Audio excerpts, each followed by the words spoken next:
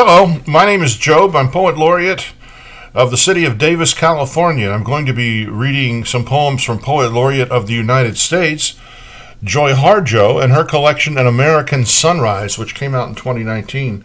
Harjo is a member of the Muskogee Creek Nation in Oklahoma, and among her many prizes, the Jackson Poetry Prize, the Ruth Lilly Prize, a Guggenheim Fellowship, the William Carlos Williams Award, and let's get started on this, shall we? I will begin with the poem Break My Heart, which opens the book. There are always flowers, love cries, or blood. Someone is always leaving by exile, death, or heartbreak. The heart is a fist. It pockets prayer or holds rage. It's a timekeeper, music maker, or backstreet truth teller. Baby, baby, baby, you can't say what's been said before, even though words are creatures of habit. You cannot force poetry with a ruler or jail it at a desk. Mystery is blind, but wills you to untie the cloth in eternity. Police with their guns cannot enter here to move us off our lands. History will always find you and wrap you in its 1,000 arms. Someone will lift from the earth without wings. Another will fall from the sky through knots of a tree. Chaos is primordial. All words have roots here. You will never sleep again, though you will never stop dreaming. The end can only follow the beginning, and it will, zigzagging through time, governments, and lovers. Be who you are, even if it kills you. It will, over and over again, even as you live. Break my heart. Why don't you? And this is called Exile of Memory. Do not return. We were warned by one who knows things. You will only upset the dead. They will emerge from the spiral of little houses, lined up in the furrows of marrow, and walk the land. There will be no place in memory for what they see, the highways, the houses, the stores of interlopers perched over the blood fields where the dead last stood. And then what? You with your words in the enemy's language. How do you know how to make a peaceful road through human memory? And what of angry ghosts of history? Then what? Don't look back. In Sunday school, we were told Lot's wife looked back and turned to salt. But her family wasn't leaving paradise. We loved our trees and waters and the creatures and earths and skies in that beloved place. Those beings were our companions, even as they fed us, cared for us.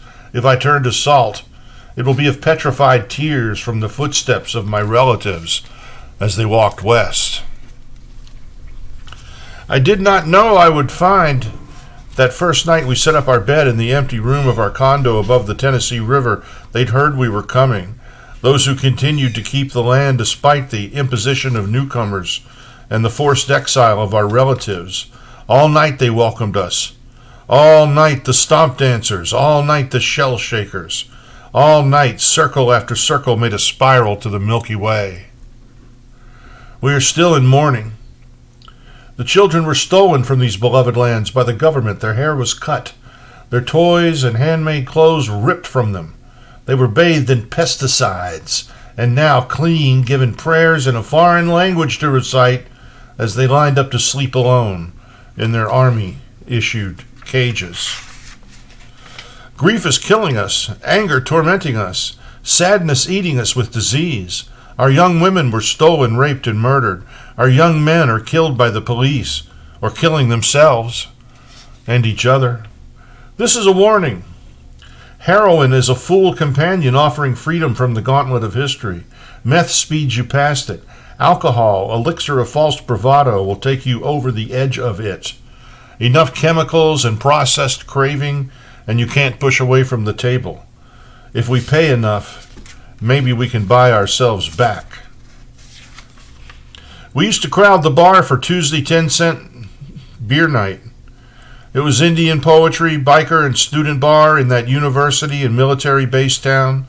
Trays packed with small cups of beer passed nonstop over the counter all night. We brought all of our thirsty dreams there. gambled with them at the pool table all night, danced with them and each other on the blood-stained dance floor, to jukebox songs fed by dimes and quarters all night, and by 2 a.m. we staggered out to the world made by Puritan dreaming, no place for Indians, poets, or any others who would ride the wild winds for dangerous knowledge, all night. In the complex here, there is a singing tree. It sings of the history of trees here. It sings of Manawi, who stood with his warrior friends on the overlook, staring into the new town erected by its illegal residents. It still sings of the Civil War camp, the bloodied, the self-righteous, the forsaken. It sings of atomic power and the rise of banks whose spires mark the worship places. The final verse is always the trees. They will remain.